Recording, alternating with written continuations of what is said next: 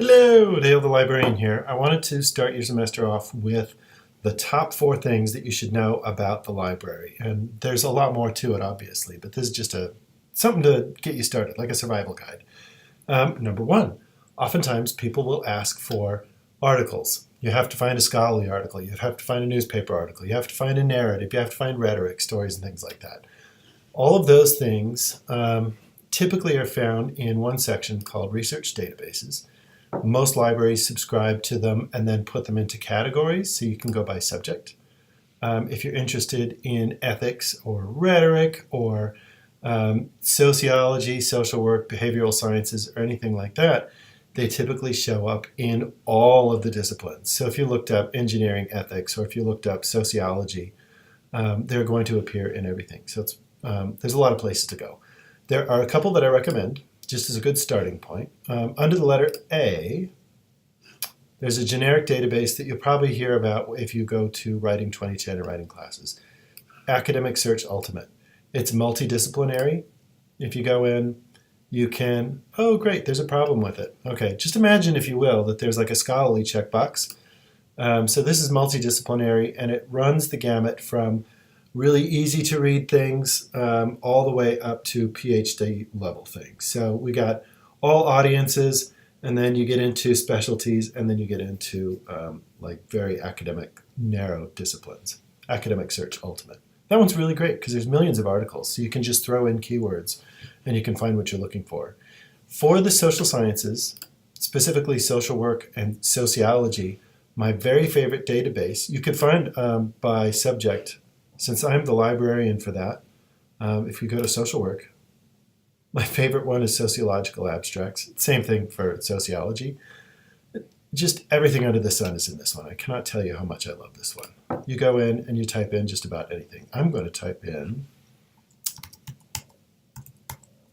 street food because I love the, what did they call it? It used to be called the Taco Cartel, but they changed their name.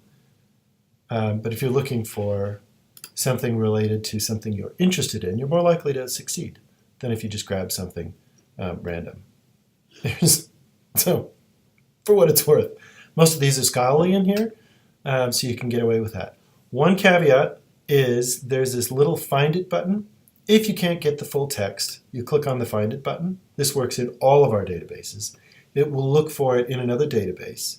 Sometimes the answer will be no full text available. Sometimes it'll dump you right in. Looks like this is an ebook. Maybe it was a chapter in an ebook.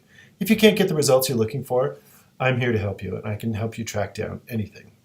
We're just trapped in this, aren't we?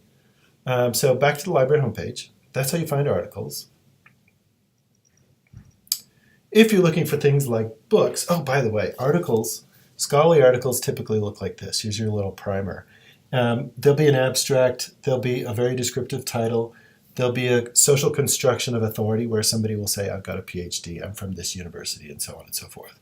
There's no advertising, it's very plain. Scholarly article. In a nutshell, if you need help divining whether something is scholarly, let me know.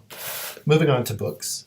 Libraries have always had books. It's kind of our stock and trade, even though it's something that doesn't get used as much as you'd think it would in academic libraries. We have print books, obviously, but we have a huge collection of electronic books, ebooks. So again, if we go in here, and I'll look up Downwinders. I don't know if that's going to have anything.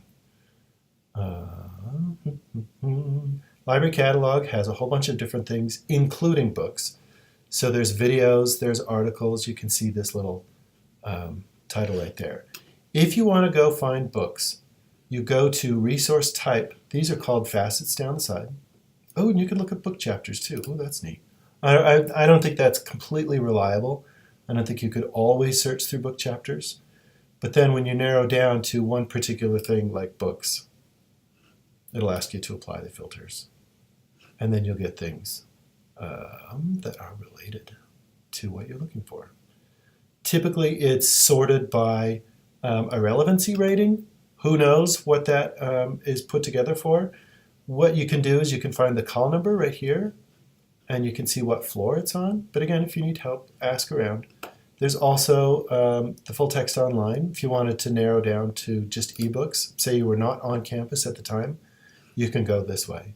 When you click on the red title itself, it should give you the link right here. There's a lot of different ebook vendors.